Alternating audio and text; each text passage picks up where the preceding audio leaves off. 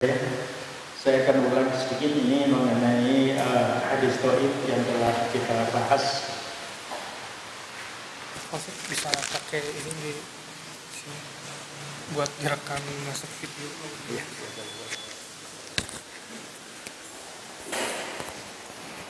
Disakuin aja di sini bisa.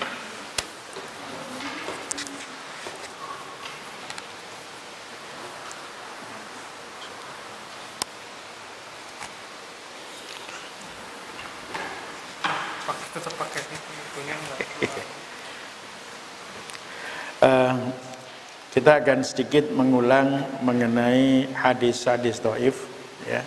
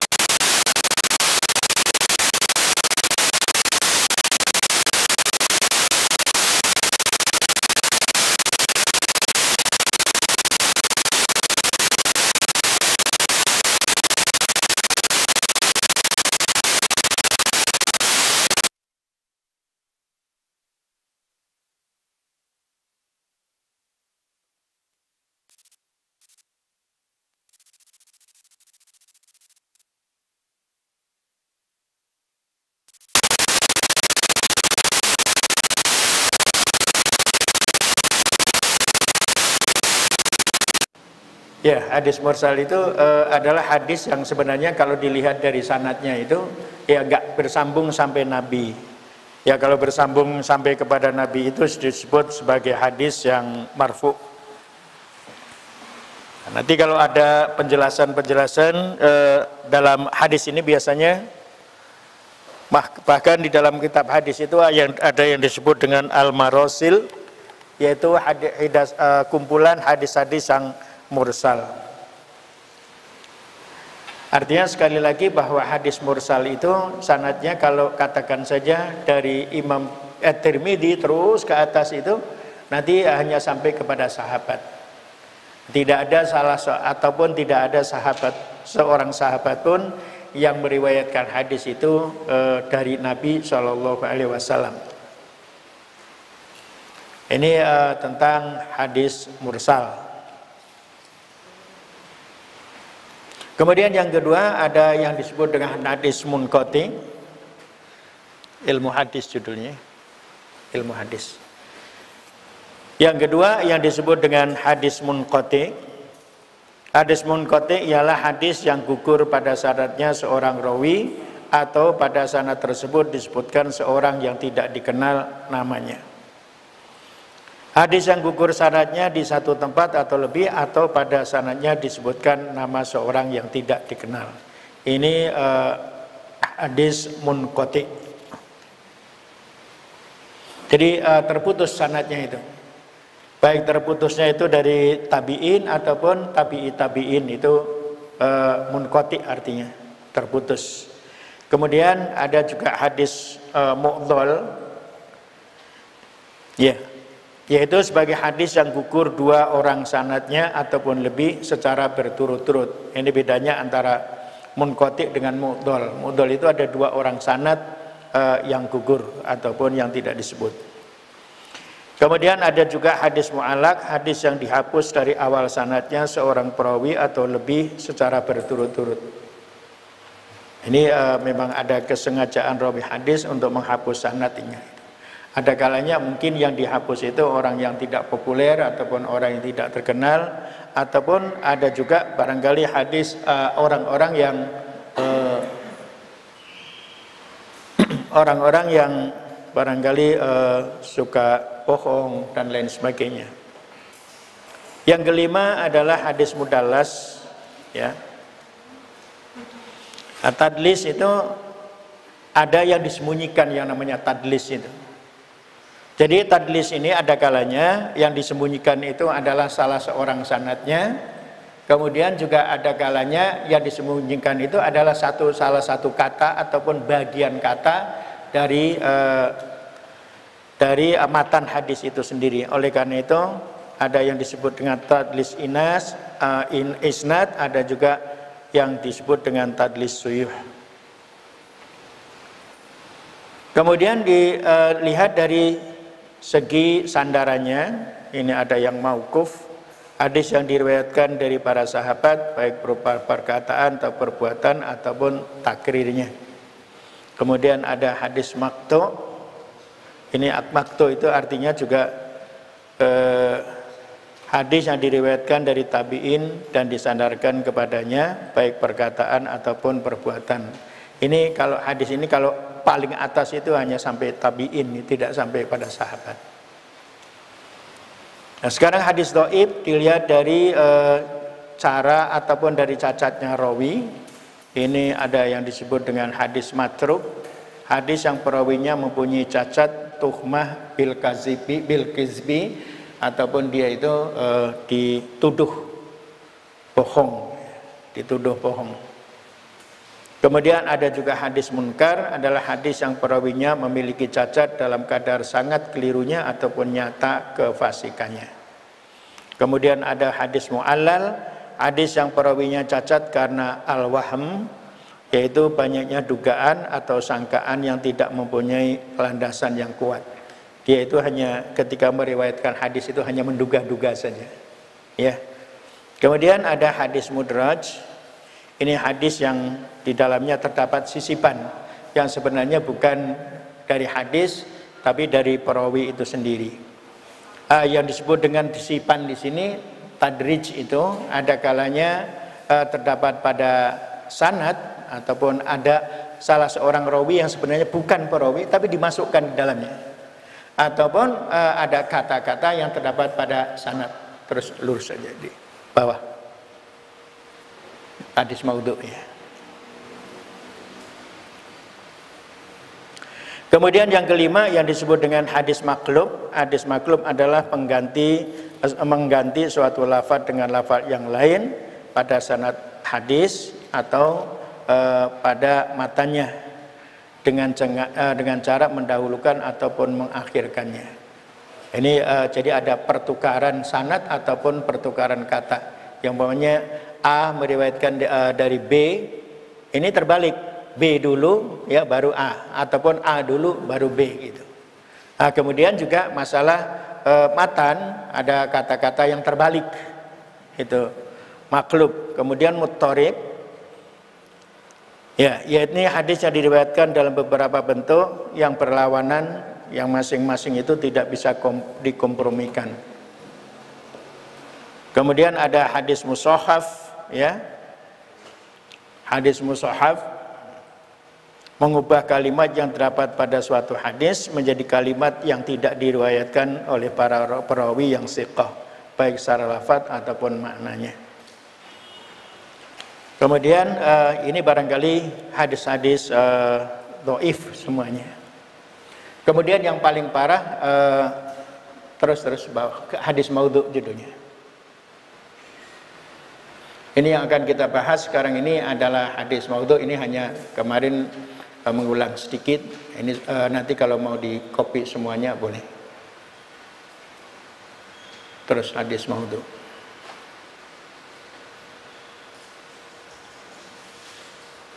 Terus. Ini baru saja yang disampaikan. Ini. Ya, oke. Nah, sekarang itu yang akan kita bahas adalah hadis maudhu. Ya. Ini adalah hadis dhaif barangkali yang paling parah. Ini hadis maudhu itu ya. Nah ini hadis maudhu adalah hadis yang sengaja diciptakan dan dibuat-buat. Ini kata Ibnu Salah seperti itu. Jadi sebenarnya bukan hadis tapi sengaja ya diciptakan ataupun dibuat-buat seolah-olah bagaikan sebuah hadis. Nah sekarang sedangkan menurut M. Ajaj Al-Khatib, hadis maudhu ialah hadis yang disandarkan kepada Rasulullah padahal beliau tidak pernah mengatakan, melakukan ataupun menetapkan sesuatu. Ya sengaja memang dipalsukan aja, dibuat sengaja. Terus Ini baik. Itu tadi mengenai hadis maudhu. Hadis maudhu itu pada dasarnya adalah palsu, ya, hadis palsu. Bukan hadis tapi dikatakan sebagai hadis. Ya, sekarang kenapa di dalam kajian hadis itu ada yang disebut dengan hadis-hadis maudhu ini? Ya. Ini ada sejarah dan perkembangannya ataupun perkembangan hadis maudhu ini. Satu, katanya periode pertama adalah pada zaman Rasulullah Shallallahu Alaihi Wasallam. Oleh karena itu beliau mengeluarkan ancaman barang siapa yang sengaja membuat berita bohong ataupun hadis dengan mengatasnamakan dirinya, gitu ya, mengatasnamakan Rasul saja ditambahkan, mengatasnamakan Rasul, maka tempat orang itu kelak di neraka. Falyatabawa maq'adahu minan nar. Ini dipahami oleh ulama hadis bahwa ancaman Rasulullah Shallallahu Alaihi Wasallam ini ya memang sengaja dibuat. Konon memang ada orang yang sengaja pada zaman beliau itu untuk membuat-buat hadis ataupun untuk memalsukan hadis. Oleh karena itu, man kadzdzaba alayya muta'ammidan, kata Rasulullah, falyatabawa maq'adahu minan nar. Ini hadis ini sangat populer sekali, yang dulu ketika kita mengkaji tentang hadis mutawatir, ya. Man kadzdzaba alayya muta'ammidan falyatabawa maq'adahu minan nar. Ini sekali lagi difahami oleh ulama hadis bahwa pada zaman beliau pun sudah ada upaya-upaya untuk memalsukan hadis itu sendiri. Kemudian yang kedua, ya, pemalsuan hadis yang sifatnya semata-mata melakukan kebohongan terhadap Nabi Shallallahu Alaihi Wasallam yang berhubungan dengan masalah keduniaan, ya, telah terjadi pada zaman Nabi Shallallahu Alaihi Wasallam. Hal ini sebagaimana dilakukan oleh orang-orang munafik. Ya, orang-orang munafik itu memang sengaja memalsukan hadis, ya, untuk kepentingan duniawi. Ini yang menurut analisis para ilmuwan hadis, ya, sebagai sebab-sebab terjadinya ataupun sejarah terjadinya pemalsuan hadis. Kemudian puncaknya barangkali yang ketiga ini, pemalsuan hadis yang sungguhnya baru terjadi 40 tahun setelah beliau wafat. Ya. Tepatnya zaman pemerintahan Khalifah Ali bin Abi Thalib. Ini ketika terjadi masa skisme itu ataupun masa perpecahan umat Islam. Ini bapak-bapak, nah di sini ada mata kuliah apa namanya teologi Islam, belum ada ya. Ini saya terangkan sedikit ini yang barangkali ini yang paling pokok ini sejarah perkembangan ataupun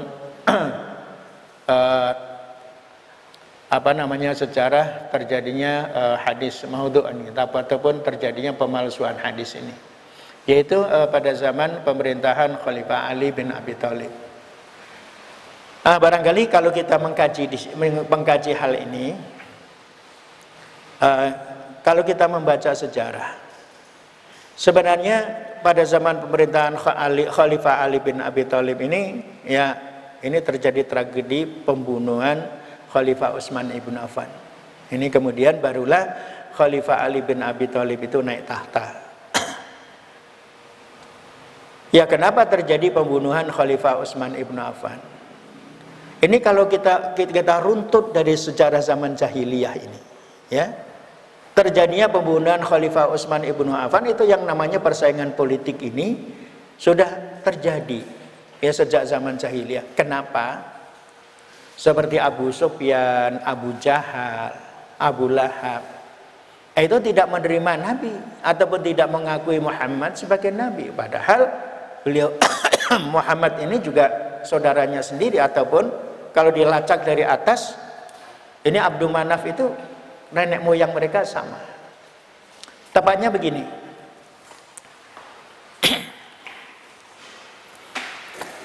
Ada spidolnya ya. Ini supaya kita bisa memahami kenapa terjadi pemalsuan hadis ini.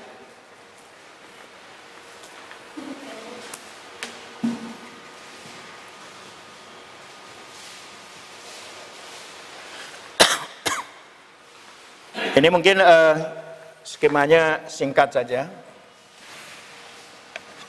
tidak rinci, nggak apa-apa.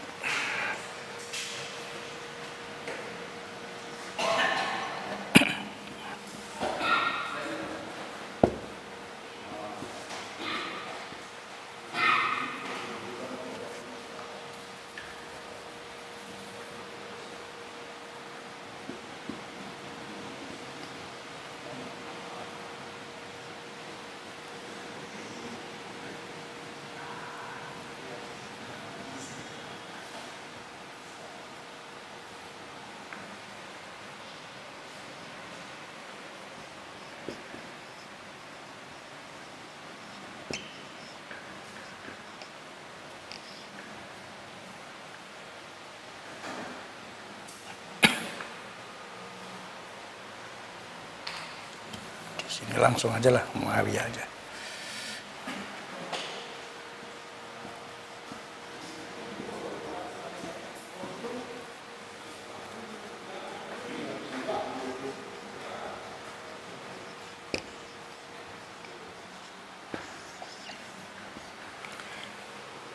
Nah ini secara garis besar begini.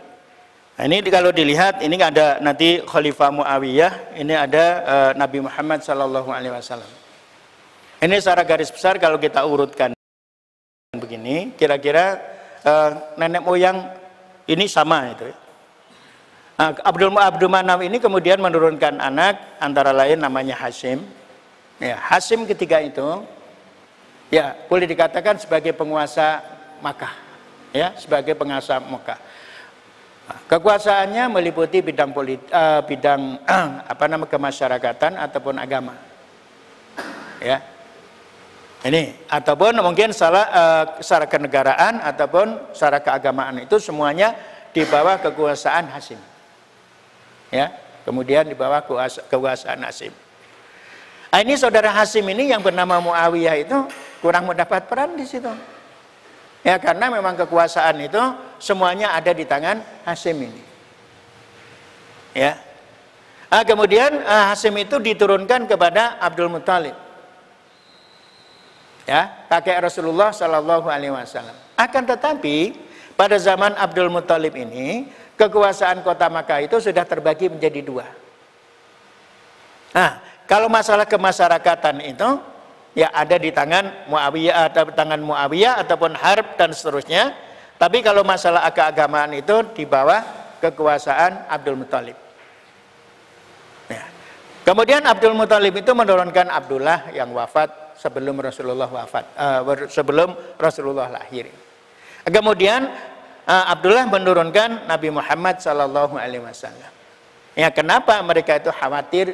Ketika Rasulullah itu dilahirkan kemudian diutus menjadi nabi, mereka kenapa tidak mendukung Rasulullah? Mereka itu khawatir nanti kalau kekuasaan kota Makkah ini berpindah lagi ke dalam satu tangan. Ya karena pengaruh Muhammad itu kuat sekali. Nah, ketika belum diangkat menjadi Rasul saja sudah mendapat julukan Al-Amin, kan orang yang dipercaya oleh masyarakat. Ketika terjadi pembongkaran Ka'bah, ya kemudian menempelkan Hajar Aswad yang mulia itu, ya ini yang dipercayakan beliau ini. Ya walaupun ketika itu masih, ya boleh dikatakan masih relatif muda dibanding dengan yang lain, tokoh-tokoh yang lain. Nah ini ketika Rasulullah diangkat menjadi nabi, nah ini mereka sudah khawatir sekali, ya khawatir sekali kalau kena Muhammad dengan di tangan Muhammad itu kekuasaan kota Makkah secara penuh beralih kepada beliau. Ini kajian politiknya sedikit seperti itu. Kemudian bapak-bapak dan ibu-ibu sekalian, ini setelah Rasulullah Shallallahu Alaihi Wasallam wafat itu kan diganti oleh Abu Bakar Siddiq. Ya, penggantian dari Rasulullah Shallallahu Alaihi Wasallam kepada Abu Bakar Siddiq ini nggak ada masalah. Ya, karena boleh dikatakan di situ ketika Sa'ad ibnu Ubadah, ini yang telah terpilih sebagai pemimpin umat Islam setelah Rasulullah wafat itu tidak diakui oleh orang-orang Quraisy. Ya, akhirnya menjadi cair kembali, diadakan pemilihan kembali yang akhirnya mereka sepakat memilih Abu Bakar Siddiq sebagai khalifah. Abu Bakar Siddiq sekarang sebelum beliau wafat, beliau berwasiat kepada Umar ibn Khattab sebagai penggantinya, dan ini wasiat ini juga diakui oleh seluruh umat Islam. Ya. Kemudian pada zaman Umar ibn Khattab, kan beliau ini dibunuh oleh ataupun disusuk oleh seorang munafik ataupun orang Yahudi yang bernama Ibnu Muljim ini. Ketika beliau dalam keadaan sakit ini, beliau barangkali membentuk panitia kecil yang terdiri atas 6 orang untuk memilih khalifah sebagai pengganti beliau. Karena panitianya ini hanya 6 orang, nanti kalau terjadi 50-50, ya, sama kuat, Umar ibn Khattab itu menunjuk anaknya Abdullah ibn Umar, nanti kalau pemilihan ini ternyata sama kuat, ya, karena 3-3, maka Abdullah ibn Umar ini yang berperan nanti, ya, menjadi pemilih yang keempat dan memenangkan pemilihan itu. Tapi kenyataannya pemilihan ini berjalan mulus, ya, walaupun hanya 6 orang akhirnya dapat melalui perwakilan, ya, ini akhirnya dapat memilih Utsman ibnu Affan sebagai khalifah. Utsman ibnu Affan ketika terpilih menjadi khalifah itu usianya sudah cukup tua itu. Barangkali seusia Yusuf Kala sekarang itu, ya, karena dikatakan 70 tahun beliau. Kalau Yusuf Kala kan malah lebih tua kan, 72 tahun. Ini Utsman ibn Affan ini ketika terpilih menjadi khalifah usianya sudah 70 tahun. Oleh karena itu, ya, masa pemerintahan Khalifah Utsman ibn Affan itu oleh para sejarawan di kelompok menjadi 2. Pertama adalah periode yang pertama sebagai pemerintahan yang efektif, karena barangkali masih lumayan jag-jag gitu, ya. Akan tapi kemudian periode yang kedua ketika kondisi fisiknya sudah lemah, beliau mengambil kebijakan supaya pemerintahannya itu tetap stabil. Ada beberapa pejabat negara yang beliau ganti dengan pertimbangan, ya, ini nanti pemerintahannya tetap stabil. Akan tetapi pejabat yang ditunjuk oleh Khalifah Utsman ibnu Affan itu ada campur tangan seseorang yang bernama Marwan ibnul Hakam. Ya, Marwan ibnul Hakam itu beliau ini baru terpaksa masuk Islam ketika Fathu Makkah. Ya, beliau ini baru masuk Islam pada Fathu Makkah ketika orang kafir itu sudah nggak bisa berkutik apapun. Terpaksa Marwan ibnu Affan, kemudian juga Muawiyah bin Abu Sufyan itu, ya, ini atau Abu Sufyan bukan Muawiyah, Abu Sufyan ibnu Harb ini juga masuk Islam. Ya, bapak-bapak, ini Abu Sufyan ini setelah masuk Islam itu kan istrinya namanya Hindun itu, sedikit ini, ya, namanya Hindun ini, dia itu adalah barangkali istri Abu Sufyan yang ketika itu mengobarkan semangat pada perang Uhud, ya, semangat tentara kaum Quraisy. Dan beliau itu sendiri ataupun dia itu sendiri yang ketika itu sudah mengancam, ya, untuk membunuh Hamzah. Oleh karena itu dia menyewa penumbak ulung orang hitam yang bernama Wahsy itu. Jadi yang tugasnya itu hanya untuk membunuh Hamzah. Kenapa Hamzah saja yang diincar? Di samping Hamzah itu memang panglimanya gitu. Tapi konon kalau melihat sejarah-sejarah yang intrik-intrik sejarah ini, bahwa sebenarnya Hindun itu termasuk seorang perempuan yang putus asa. Cintanya bertepuk sebelah tangan terhadap Hamzah ini. Konon ini pada zaman jahiliyah dia pernah mencintai Hamzah, tapi Hamzah nggak mau. Bertepuk sebelah tangan, oleh karena itu dendamnya luar biasa. Nah ini dendam karena cinta saja seperti itu ya. Iya. Baik, ini jadi setelah Fathu Makkah ini Abu Sufyan juga masuk Islam, Hindun juga masuk Islam, Marwan Ibnul Hakam juga masuk Islam. Dia Marwan ini barangkali kondisinya ataupun kualitas keimanannya ya sama dengan Abu Sufyan, Hindun ya dan lain sebagainya itu. Karena mereka sebagai orang-orang yang terpaksa masuk Islam, sudah nggak ada jalan lain. Kemudian lebih jauh lagi, setelah mereka masuk Islam itu tidak lama kemudian Rasulullah Shallallahu Alaihi Wasallam wafat. Mereka belajar kepada siapa gitu ya? Paling-paling hanya belajar kepada para sahabat. Kembali kepada Marwan ini. Ketika Utsman ibnu Affan ini memerintah ataupun pemerintahan pada periode yang kedua, ini ada kebijakan tadi supaya pemerintahannya itu tetap stabil.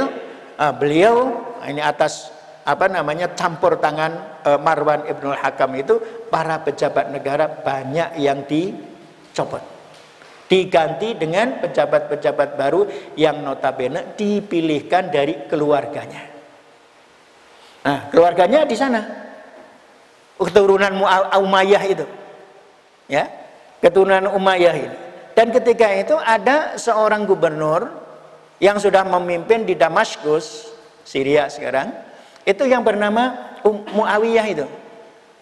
Muawiyah itu sahabat Nabi, dia juga salah seorang penulis wahyu, itu Muawiyah.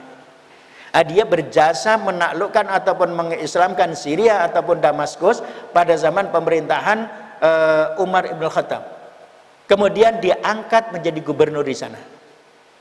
Itu Muawiyah. Kemudian ini liku-likunya seperti itu.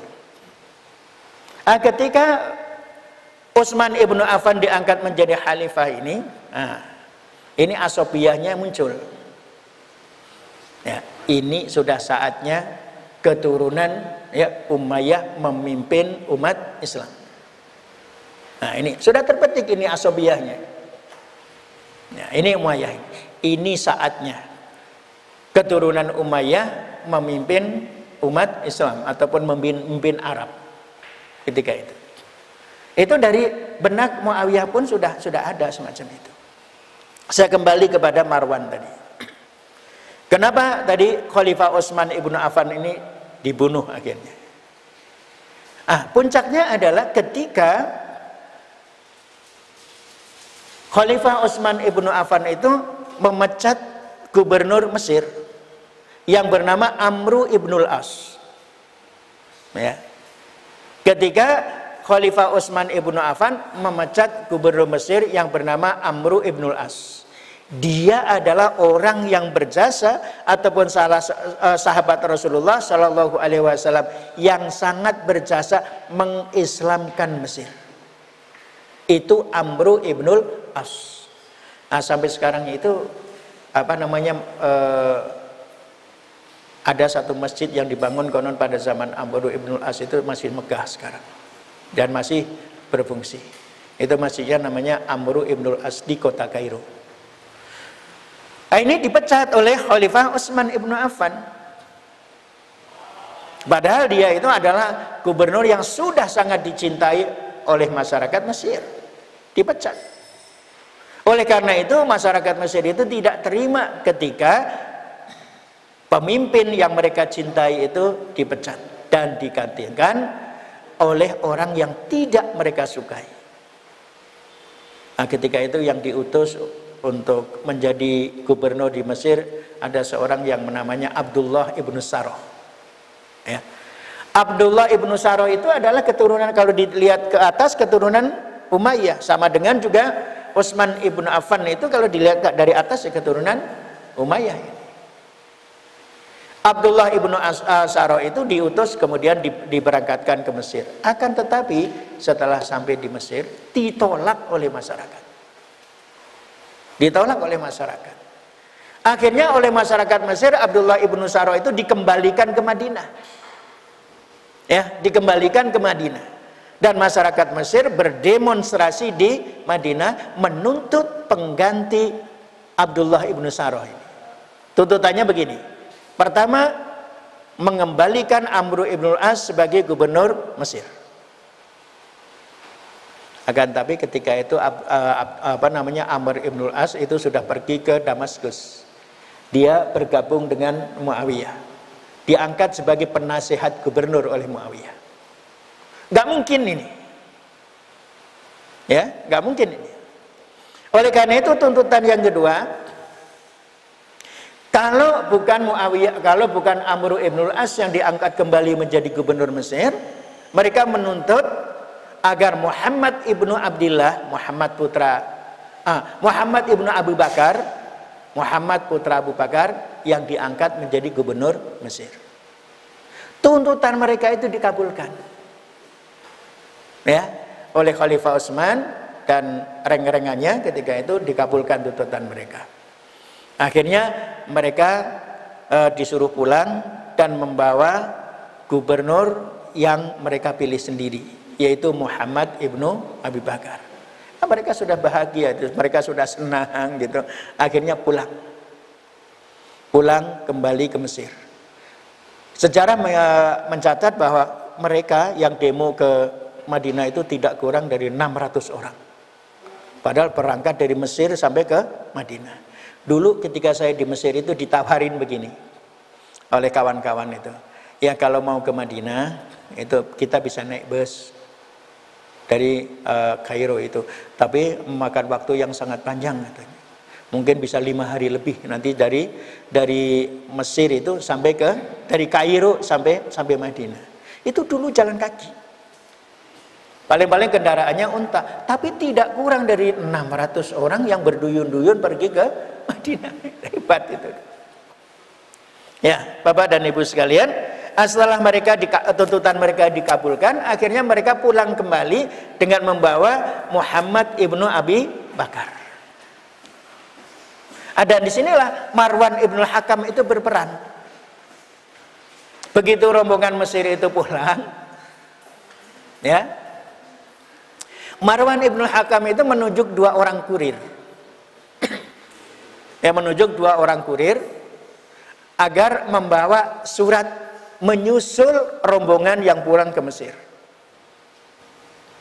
Ternyata surat yang mereka akan bawa ini, ya suratnya sudah ditulis di kulit itu, kemudian digulung digulung rapi, ya maklum saja yang namanya surat dari khalifah gitu ya, rapi sekali gitu. Surat yang membuat surat tersebut dibuat oleh Marwan tanpa sepengetahuan khalifah. Ya, dibuat oleh Marwan tanpa sepengetahuan khalifah. Yang namanya Marwan itu kan hebat Pak, diangkat sebagai sekretaris khalifah. Yang namanya stempel itu ya ada di tangannya. Dulu itu namanya stempel itu khatam, katanya kadang-kadang dipakai di tangan atau cincin itu stempelnya itu. Itu di tangan Marwan ibn Hakam. Oleh karena itu ketika dia membuat surat, isinya adalah surat perintah untuk membunuh gubernur yang baru saja diangkat. Nah, suratnya sudah digulung rapi, kemudian menginstruksikan pada 2 orang kurir itu untuk menunggang kuda, dan surat yang mereka bawa itu belum boleh dibuka ya sebelum ketemu ataupun sebelum berhadapan dengan ataupun sebelum ada di belakang rombongan Mesir ini. Ini jahat sekali itu. Ya, itulah ceritanya seperti itu. Nanti bapak-bapak jangan salah paham, itu bukan Khalifah Utsman. Kalau Khalifah Utsman itu adalah salah seorang sahabat Rasulullah Shallallahu Alaihi Wasallam yang insya Allah dijamin masuk surga.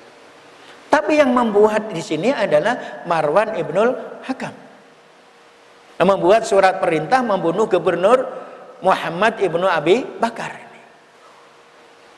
Ya, Kemudian dua orang kurir itu mengikuti rombongan dari Mesir. Mereka, kalau rombongan Mesir itu ada yang jalan kaki, ada yang pakai unta, ya, tentu jalannya lebih lambat. Sedangkan dua kurir ini berkuda. Akan tapi di tengah padang pasir, nah ini yang namanya orang bahasa padang pasir ya apal itu. Mereka itu merasa ada dua orang ataupun dua kuda yang mengikuti mereka. Ada dua kuda yang mengikuti mereka. Akhirnya setelah dekat, kuda itu ditangkap oleh orang Mesir ini. Dua orang kuda itu ditangkap oleh orang-orang Mesir, kemudian digeledah, ternyata mereka itu membawa surat. Setelah dibuka, isinya sangat mengejutkan karena perintah membunuh ya gubernur yang baru saja diangkat, Muhammad ibnu Abi Bakar. Ini yang membuat masyarakat Mesir itu marah luar biasa.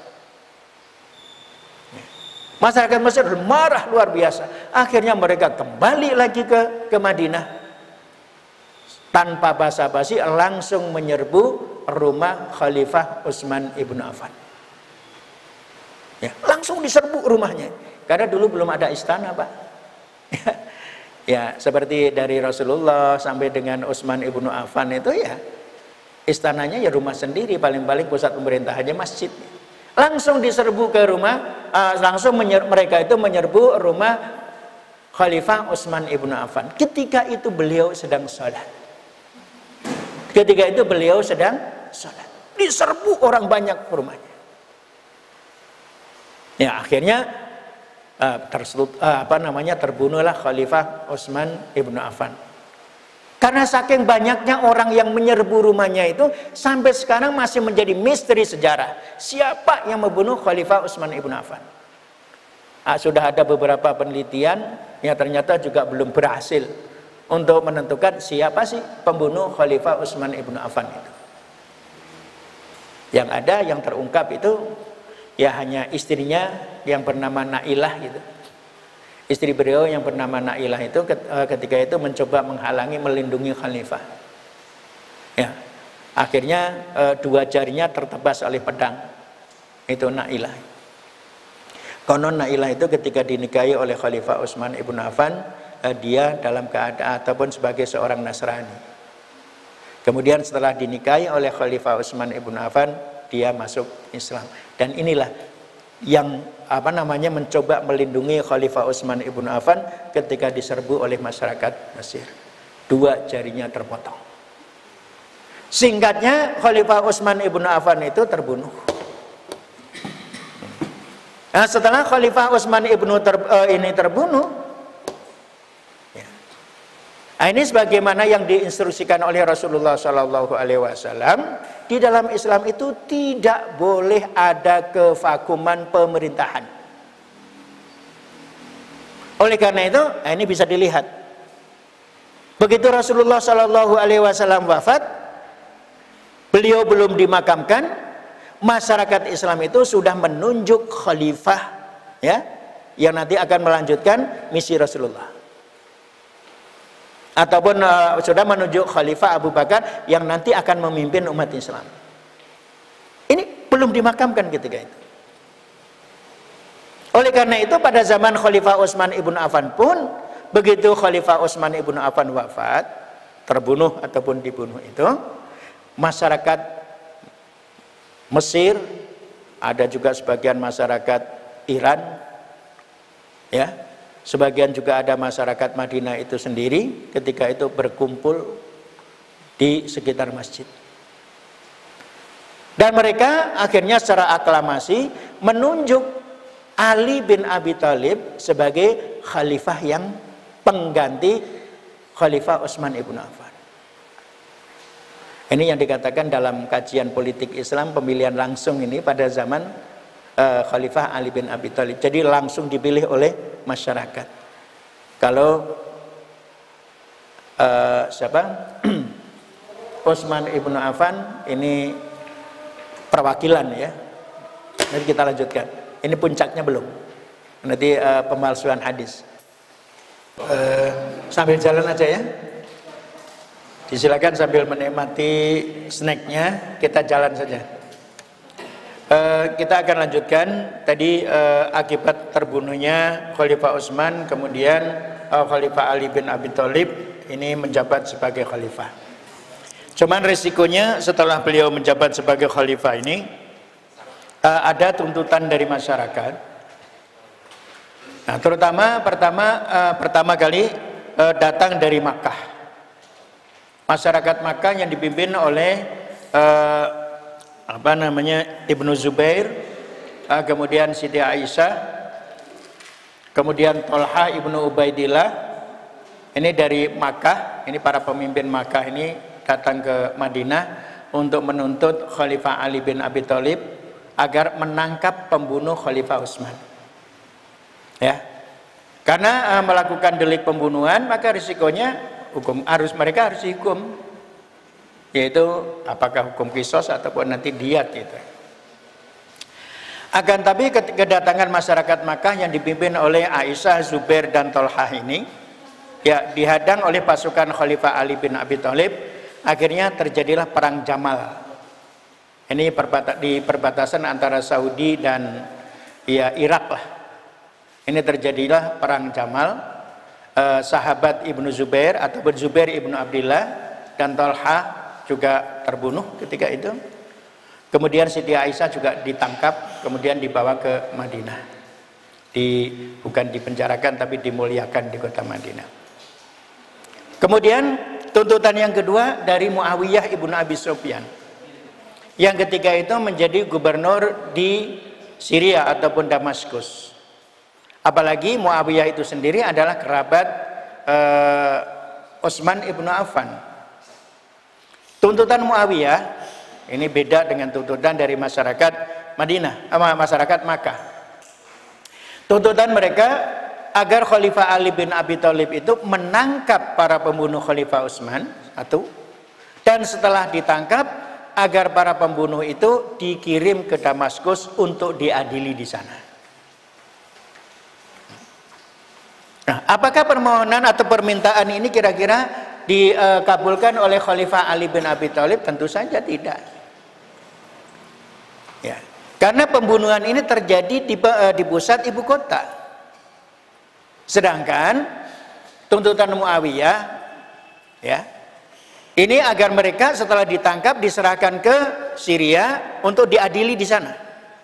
Ini masalah politik ini terjadi di pusat pemerintahan, masa harus diadili di daerah ataupun di provinsi? Tidak dikabulkan.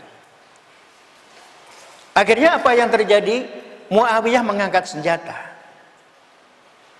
Ya, Muawiyah mengangkat senjata.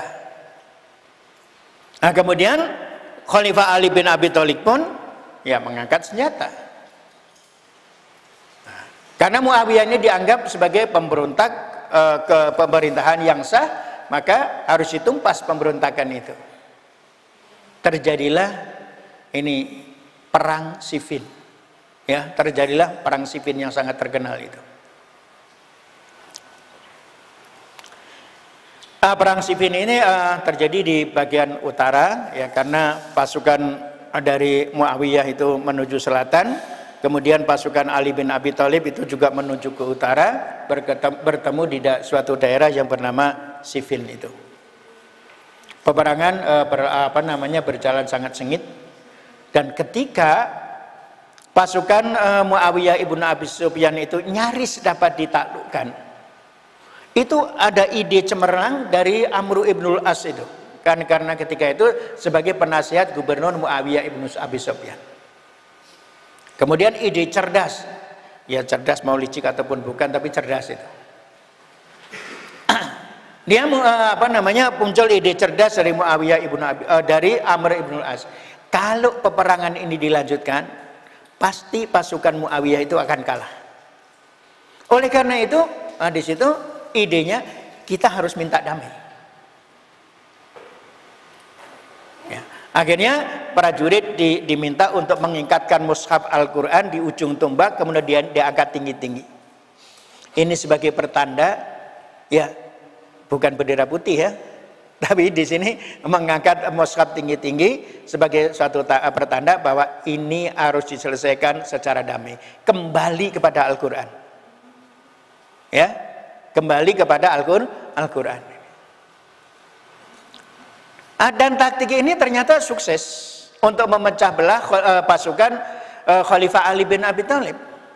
Akhirnya pasukan Ali bin Abi Thalib ini terpecah menjadi dua. Ada yang setuju perdamaian, kemudian ada yang tidak setuju perdamaian. Karena nyaris memenangkan peperangan. Tapi ini sudah terlanjur terbelah menjadi dua kekuatan Khalifah Ali bin Abi Thalib. Jadi yang sebagian itu masih tetap setia mendukung Khalifah Ali bin Abi Thalib, yang justru ketika itu akan menerima ajakan damai itu. Agar sebagian yang lain tidak setuju terhadap ajakan damai itu, tetap harus perang. Nah, dari sinilah kemudian memunculkan perpecahan umat Islam secara politis.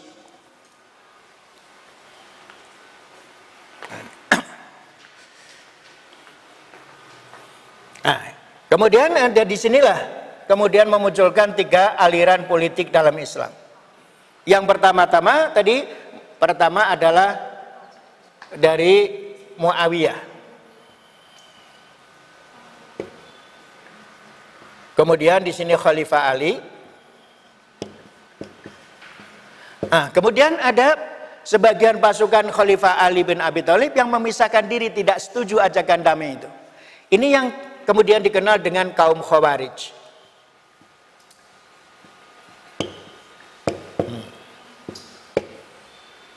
Tadinya peperangan ini hanya terjadi antara pasukan Muawiyah dengan pasukan Khalifah Ali bin Abi Thalib.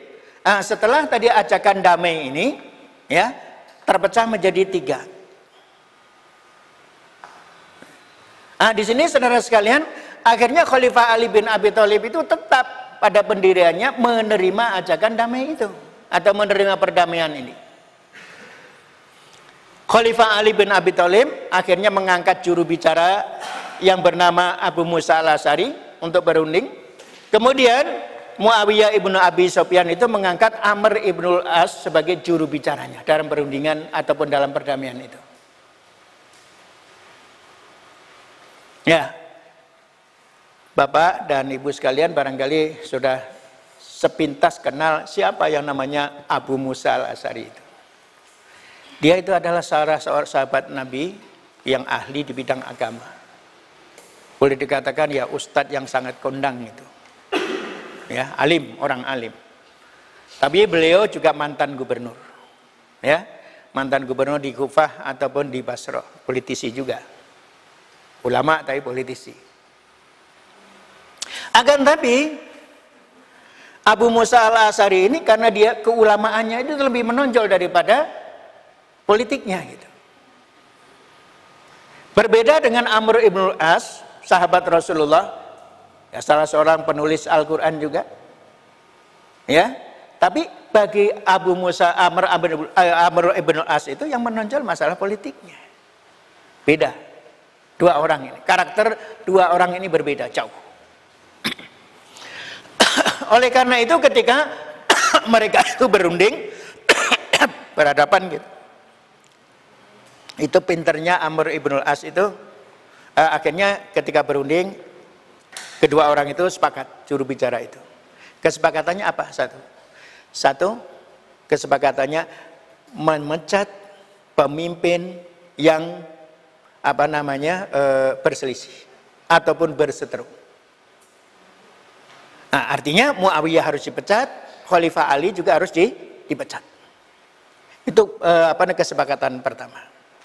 Kemudian kesepakatan yang kedua, setelah keduanya dipecat, berunding memilih khalifah ya atau pemimpin yang bisa diterima oleh semua pihak.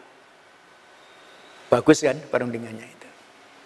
Perundingan terjadi. Amr ibnul As itu mempersilahkan Abu Musa al-Asy'ari untuk berbicara lebih dahulu. Ya, berbicara assalamualaikum dan seterusnya. Kemudian intinya dengan ini saya memecat Ali bin Abi Thalib sebagai khalifah. Selesai. Ya, berarti Khalifah Ali bin Abi Thalib sudah dipecat. Kemudian barulah Amr ibnul As berdiri, pidato yang isinya memecat Muawiyah ibnu Abi Sufyan sebagai gubernur Damaskus. Akan tapi dia tidak berhenti di situ. Setelah memecat Muawiyah, dia masih tetap berpidato. Rasul bersabda, tidak boleh ada kevakuman pemerintahan walaupun sedetik. Oleh karena itu, dengan ini saya mengangkat Muawiyah ibnu Abi Sufyan sebagai pemimpin umat Islam. Kira-kira bisa disetujui tidak? Kira-kira bisa disetujui tidak? Ya jelas tidak. Nah, karena dia itu mengangkat Muawiyah secara sepihak, mestinya berunding dulu. Baru diangkat siapa? Tapi dia langsung secara sepihak mengangkat Muawiyah ibnu Abi Sufyan sebagai khalifah. Nah, artinya perundingan itu gagal total. Justru dengan perundingan inilah kemudian memunculkan 3 aliran politik ini. Muawiyah, Khalifah Ali bin Abi Thalib, Muawiyah, Khalifah Ali ya. Kemudian kaum Khawarij ini. Nah, sekarang masalah politik tadi. Intinya di sini. Yang akan mempengaruhi munculnya hadis maudhu. Ya, munculnya hadis maudhu tadi. Hadis palsu. Muawiyah, Khalifah Ali maupun Khawarij mencari justifikasi dari Al-Quran ataupun Al-Hadis. Nah, di sini hadis tidak ditemukan yang bisa memperkuat pendapat mereka. Akhirnya mereka merekayasa adanya hadis sebagai pendukung aliran politik mereka. Salah satu contohnya, Muawiyah, ya, dari kelompok Muawiyah ini akhirnya ada hadis ini, konon juga maudhu. Al-a'immatu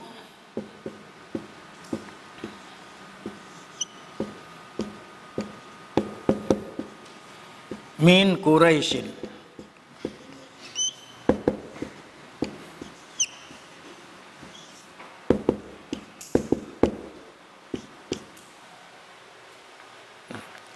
Nah, ini konon hadis maudhu ini. Yang mengatakan bahwa yang berhak menjadi pemimpin itu adalah dari kalangan bangsa Quraisy. Al-a'immatu min Quraisy. Yang berhak memimpin ataupun berhak menjadi khalifah itu adalah bangsa Quraisy. Muawiyah dengan sendirinya masuk karena dia itu orang Quraisy. Justifikasi Muawiyah sebagai pemimpin umat Islam.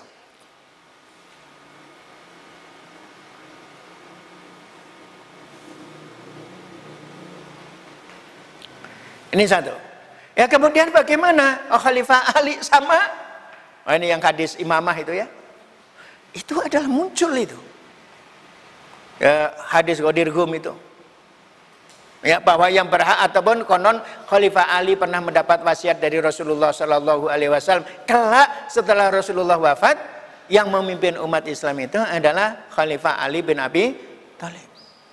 Muncul itu.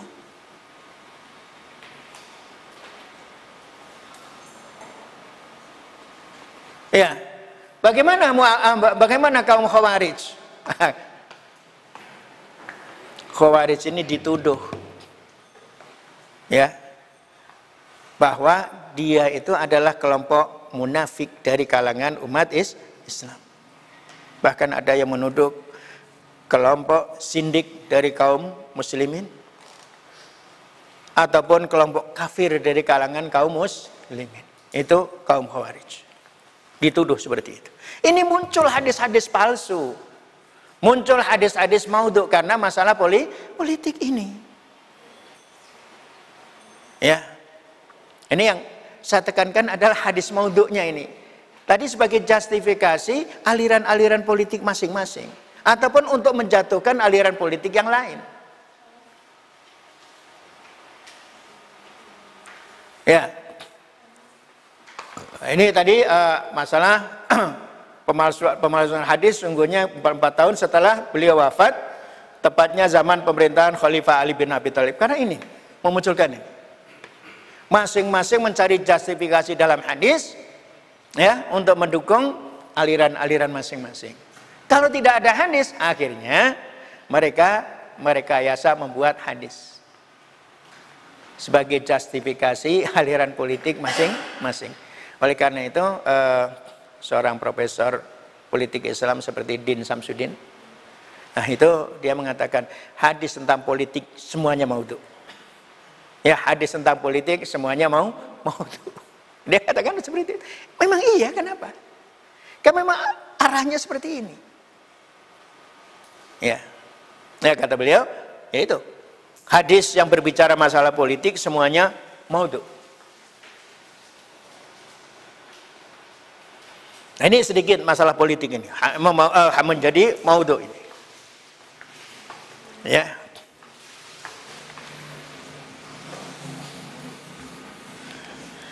Kemudian masalah teologi yang kedua ini.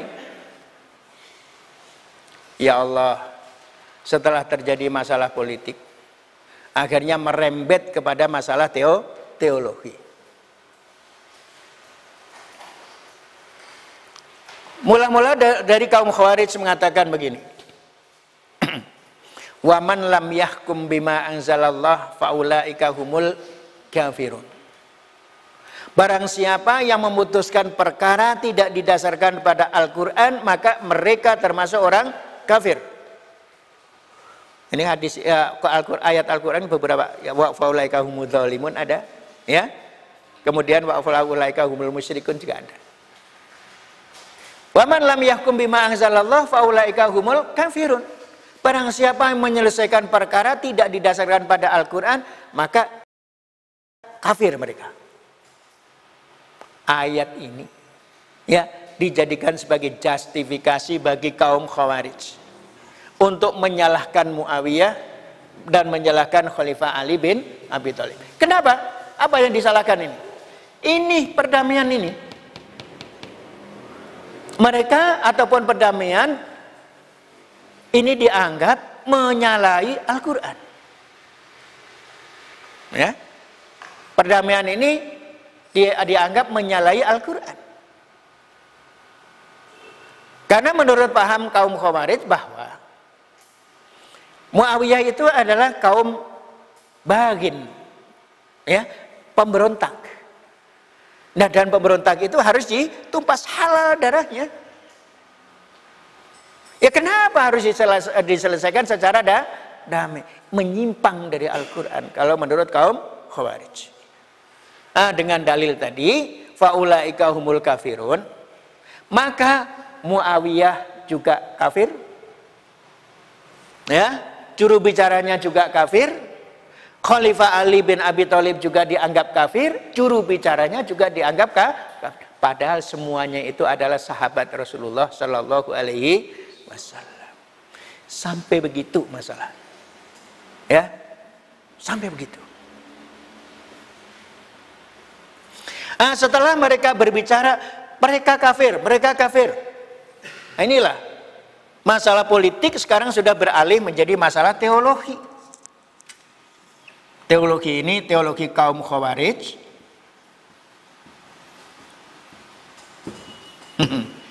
Kemudian ada lagi nanti Murji'ah.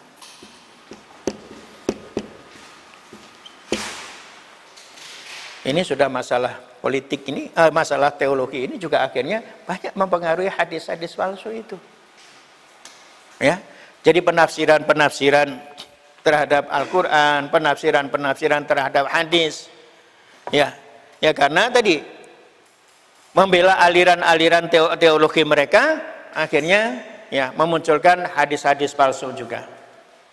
Ya, ini saya jadi tadi dari masalah politik memunculkan masalah teologi, ya, kaum Khawarij, kemudian kaum Murji'ah. Ini bapak-bapak yang perlu saya sampaikan sedikit. Kita ini sering mendefinisikan iman itu. Siapa yang ingin tahu apa definisi iman? Al iman huwa tasdikun bil qalbi, iqrarun bil lisan, a'malun bil arkan ataupun bil jawarih. Itu pertama-tama muncul dari kaum Khawarij. Itu yang perlu tahu sejarah. Jadi yang mendefinisikan iman, ya, tasdikun bil qalbi, iqrarun bil lisan, a'malun bil arkan, pertama kali adalah kaum Khawarij. Pertama kali ini dijadikan alat, Pak. Pertama kali dijadikan alat. Alat apa? Politik dan teologi sekaligus. Ya. Ya karena menurut mereka itu bahwa yang iman itu, ya, jadi harus ada tasdik bil qalbi, ucapannya juga harus mencerminkan hatinya, amalnya juga harus mencerminkan hatinya. Mereka diterapkan ini. Muawiyah mungkin tasdikun bil qalbinya ada, iqrarun bil lisannya enggak benar, ya. Kemudian a'malun bil arkannya tidak benar. Kenapa? Ya, menyelesaikan perkara dengan perdamaian itu juga dijadikan alat. Nah ini tasdikun bil qalbi, a'malun bil iqrarun bil lisan, a'malun bil arhan. Itu jadi dampaknya jauh sekali gitu. Kemudian kaum Murji'ah apa?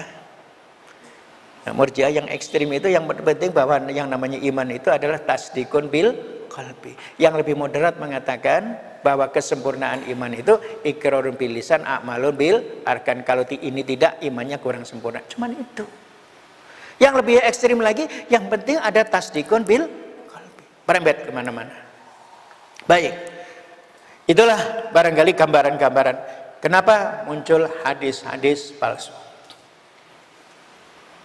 Lebih jauh lagi Bapak-bapak dan Ibu-ibu sekalian, kalau dilihat dari penerimaan hadis, saya nanti sampai Isya aja lah, mudah-mudahan cukup. Kalau nggak cukup ya tambah. Lebih jauh lagi bagaimana? Setelah terjadi kelompok-kelompok ini, ya, baik kelompok boleh ataupun aliran-aliran politik ataupun aliran-aliran teologi ini, kita tahu bahwa secara politis kaum Syiah itu, ya, kaum Syiah itu tidak menerima Khalifah Abu Bakar Siddiq, kemudian tidak menerima Umar ibnul Khattab, tidak menerima Utsman bin Affan sebagai khalifah. Mereka dianggap sebagai perampas hak Khalifah Ali bin Abi Thalib. Muncul itu yang namanya Syiah Isna Asyariyah. Mereka itu adalah perampok-perampok. Ya, mereka itu adalah perampas hak Ali bin Abi Thalib. Oleh karena itu, tiga orang ini kalau meriwayatkan hadis tidak diterima oleh kaum Syiah. Hadis dari Abu Bakar tolak. Hadis sumbernya Umar tolak. Hadis sumbernya Utsman tolak.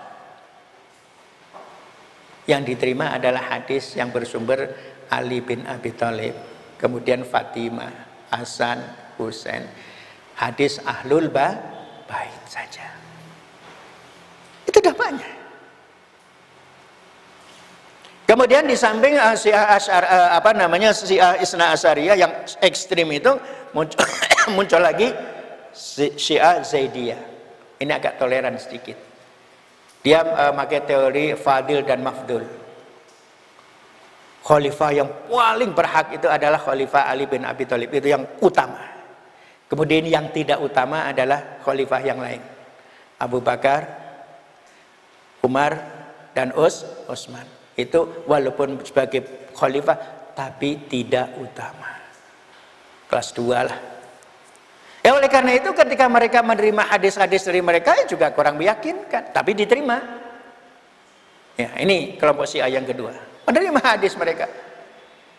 Tapi tetap saja kalau ada hadis dari Ahlul Bait pasti diutamakan. Itu dampaknya seperti itu, ya, terhadap hadis. Ya, lanjut tadi. Ya, baik. Ini tadi faktor-faktor yang mempengaruhi adanya pembahasan hadis, perpecahan politik, ya. Ini yang merupakan faktor utama dan terpenting dalam pemalsuan hadis. Ini yang, bukan ang, ya.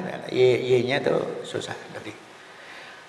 Perpecahan politik ini yang merupakan faktor utama dan terpenting dalam pemalsuan hadis. Yang kedua adalah usaha kaum zindik. Mereka adalah kelompok yang membenci Islam, baik sebagai agama maupun sebagai kedaulatan ataupun pemerintahan. Itu kaum zindik. Ini yang kedua adalah usaha kaum zindik. Ibu-ibu dan bapak-bapak sekalian, ya ini kalau barangkali kalau kita mengkaji sejarah, ini sejak zaman Rasulullah itu kan ada yang disebut dengan kaum munafikin. Ya, kaum munafikin itu kan tidak benci gitu. Ya, ataupun mereka itu kebanyakan dari kalangan orang-orang Yahudi. Ya, mereka itu tidak akan rela terhadap Islam. Mereka itu tidak akan rela orang-orang masuk Islam, dan inginnya mereka itu selalu berupaya agar umat Islam itu murtad dan kembali kepada agama semula. Hatta tattabi'a millatahum. Tidak akan berhenti mereka berusaha sehingga umat Islam itu mengikuti agama mereka. Kaum zindik ini. Oleh karena itu, ya masalah-masalah politik ataupun masalah-masalah teologi, ini juga banyak tangan-tangan kotor kaum zindik masuk ke dalamnya. Nah, termasuk masalah ya hadis, ya wasiat Rasulullah kepada Khalifah Ali bin Abi Thalib itu sendiri. Sudah habis ya?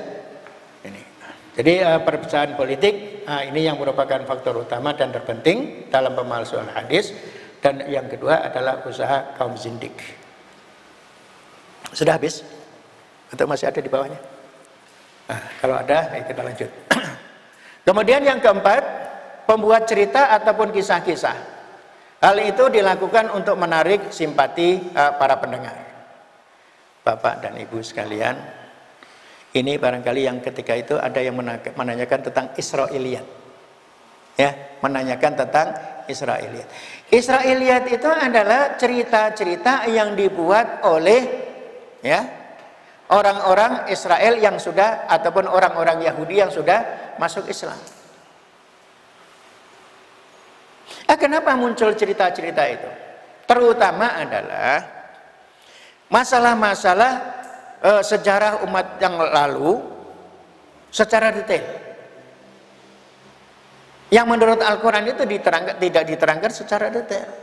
Seperti umumnya begini. Masalah pembunuhan Qabil terhadap Habil, ya. Wah, itu yang diterangkan di dalam Taurat itu katanya detail sekali. Ini sebagian umat Islam, terutama yang sahabat-sahabat yang muda, ini ketika menafsirkan Al-Quran, loh ini Al-Quran kok bercerita tentang masa yang lalu, tapi detailnya kayak apa Al-Quran tidak menerangkan. Akhirnya sebagian umat Islam atau sebagian sahabat Rasulullah Shallallahu Alaihi Wasallam bertanya kepada mereka itu, ya, bertanya kepada orang-orang Islam ataupun yang orang-orang Yahudi yang sudah masuk Islam itu banyak. Nah, dan mereka bercerita tentang kisah-kisah lama ini. Oleh karena itu Rasulullah Shallallahu Alaihi Wasallam dalam menyikapi Israiliyat itu, la tusaddiquhu wa la tukadzibuhu. Umat Islam kalau ada cerita Israiliyat jangan 100% dibenarkan. Jangan 100% dianggap benar. Juga jangan 100% dianggap salah. Udah aja, dinetralkan saja. Itu tadi masalah Israiliyat, ya. Pembuat cerita ataupun kisah-kisah. Hal itu dilakukan untuk menarik simpati para pendengar. Ya, banyak ini kisah-kisah, cerita-cerita. Ya. Kemudian yang kelima, perbedaan pendapat masalah fikih ataupun ilmu kalam. Tadi sudah saya singgung ilmu kalam. Fikih juga iya. Ya. Ya tadi penerimaan hadis ini juga berdampak pada fikih. Ya, berdampak pada fikih. Oleh karena itu fikih Syiah dan fikih Ahlus Sunnah ini berbeda lagi. Ya. Jadi perbedaan pendapat masalah fikih dan ilmu kalam. Ilmu kalam itu tadinya mungkin tadi dari rentetan itu ada Khawarij, ada Murji'ah. Kemudian muncul lagi Mu'tazilah. Ya kan? Muncul lagi aliran kalam Mu'tazilah. Nah, kemudian Mu'tazilah itu berlawanan dengan Asy'ariyah. Kemudian dari Mu'tazilah dan Asy'ariyah bertentangan secara diametral, itu muncullah aliran kalam Maturidiyah. Masing-masing juga mencari justifikasi kebenaran mazhab kalam mereka. Nah, kemudian dari semuanya itu muncullah dua kelompok aliran kalam yang secara ekstrim bertentangan sampai sekarang, yaitu yang disebut dengan kaum Mu'tazilah dengan Ahlus Sunnah wal Jamaah. Ini sampai sekarang itu, ya, Mu'tazilah dan Ahlus Sunnah wal Jamaah. Oh, Pak, Syiah kemana? Ya, kalau aliran kalam Syiah itu cenderung ke Mu'tazilah. Ya, oleh karena itu sekarang kalau kita berbicara aliran kalam adalah Mu'tazilah dan Ahlus Sunnah wal Jamaah. Cuman orang-orang itu kadang-kadang suka salah.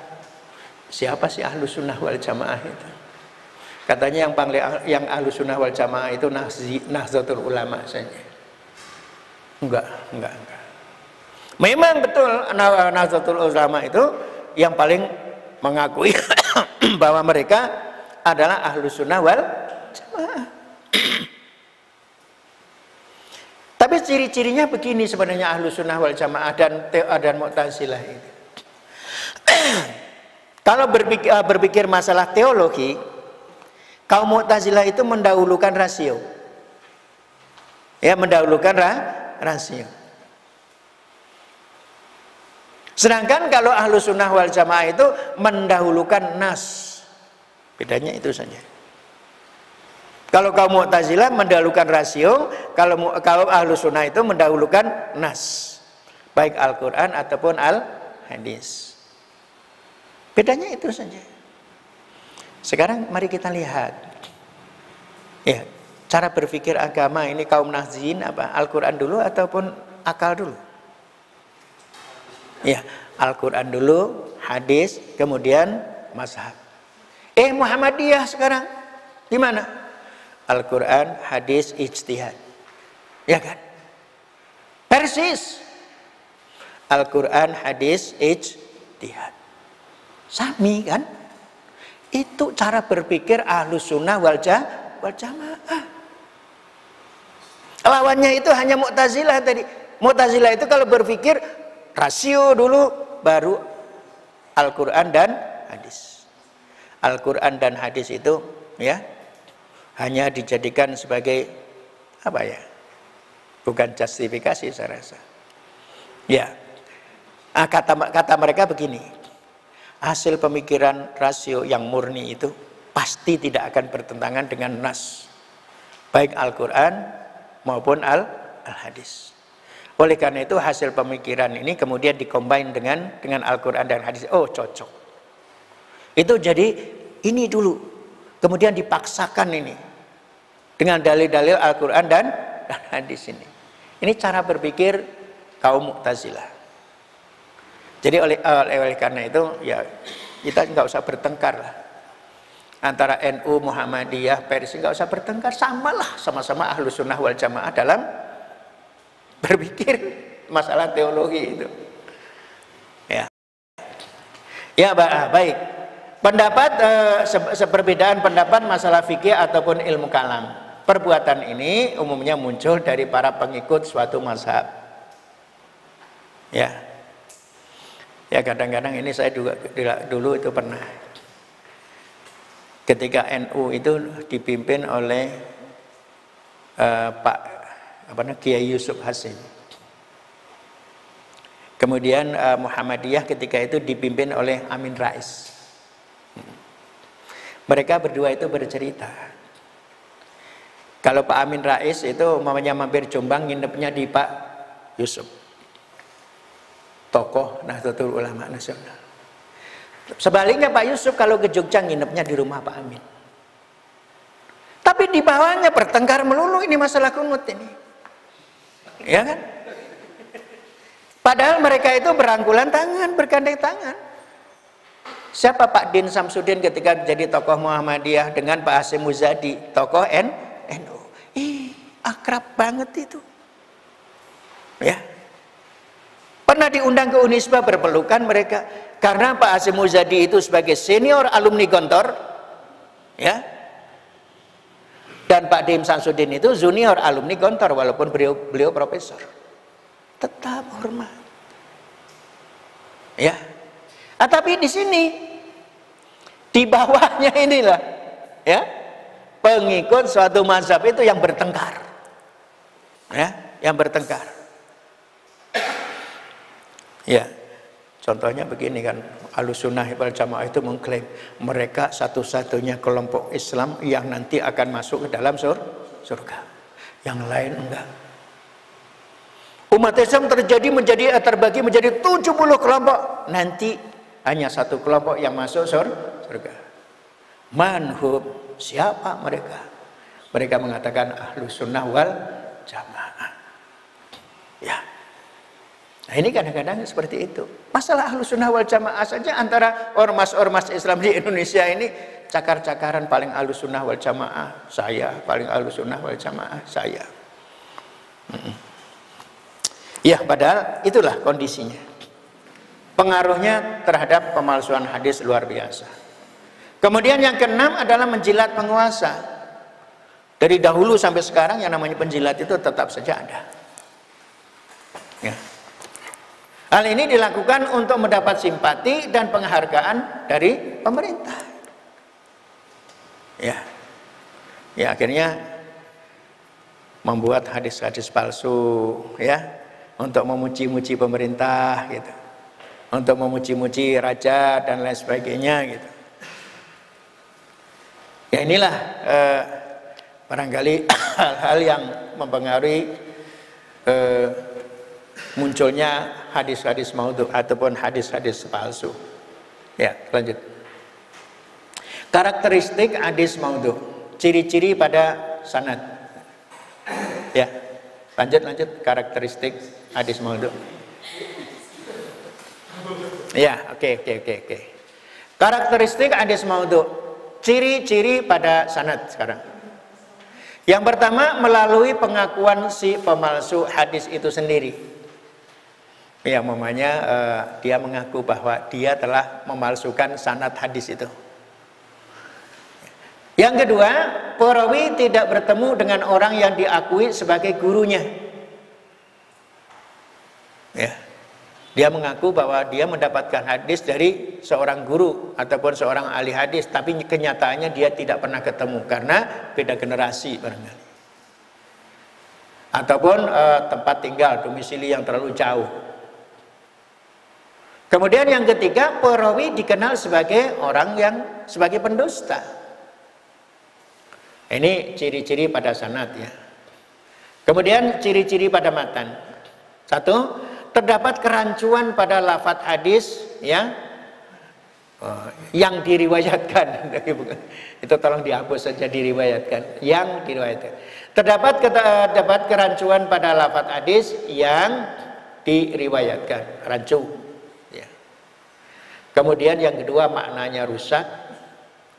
Yang ketiga, matan hadis tersebut bertentangan dengan akal sehat.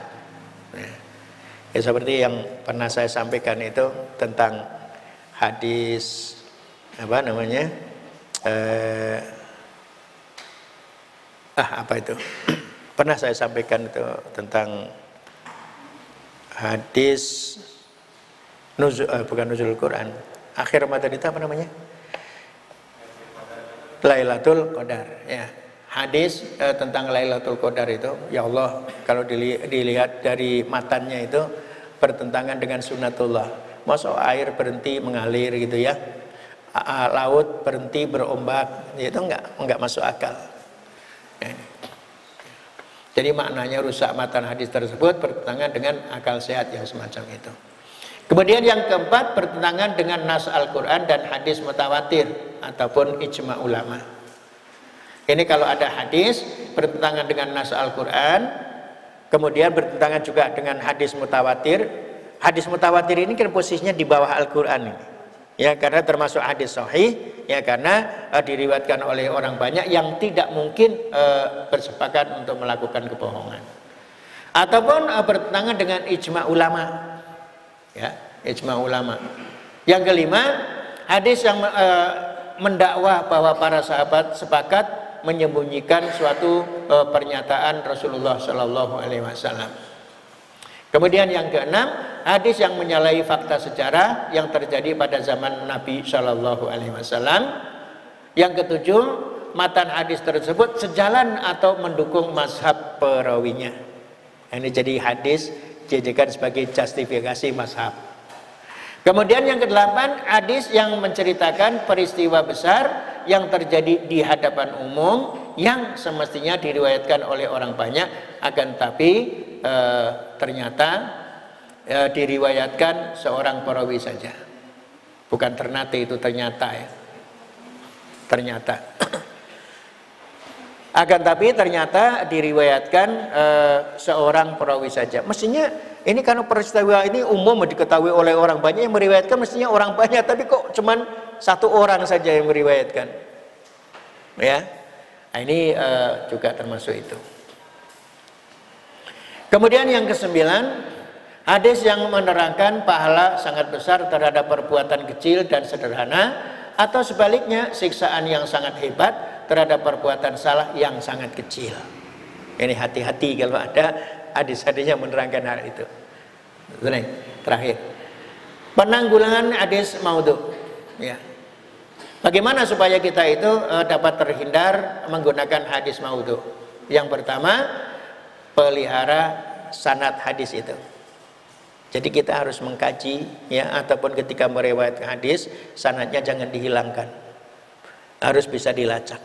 Dan insya Allah ya kita nanti akan mendalami, kalau mendalami suatu hadis, mungkin kita bisa melakukan kajian begitu dalam. Saya mendapat postingan video atau melalui WA dari kawan-kawan kelompok G73. Kawan-kawan saya alumni Gontor tahun 73 ini. Ini saya diberi video tentang tes hadis. Ya. Anaknya itu masih kecil gitu. Mungkin dia itu masih usia SD gitulah. Paling banter SMP. Dia dites oleh seorang ahli hadis di Masjidil Haram. Ini saya sampai nggak kuat itu meneteskan air mata karena kekagumannya terhadap anak itu. Anak begitu kecil dites hadis hafal. Dari sekian puluh ataupun ada 10 lebih pertanyaan itu, yang tidak terjawab hanya 2. Yang umpamanya ada hadis dipotong, lanjutannya bagaimana? Ya, umpamanya hadis A, perawinya siapa? Sumbernya siapa? Ya, rawi tengahnya siapa? Itu apa? Luar biasa. Ini sekarang ahli hadis sampai seperti itu sekarang. Kalau dia mendalami hadis itu. Ya. Jadi terpelihara sanad ini, insya Allah oleh penghafal hadis itu. Yang kedua, meningkatkan kesungguhan dalam meneliti hadis. Yang ketiga, menyelidiki dan membasmi kebohongan terhadap hadis. Dan yang keempat, menerangkan keadaan para rawi hadis. Kemudian membuat kaidah-kaidah untuk menentukan hadis maudhu. Ini barangkali bagaimana kita menanggulangi hadis maudhu. Nah, ini tentu saja ini merupakan tantangan-tantangan untuk melakukan penelitian. Ya,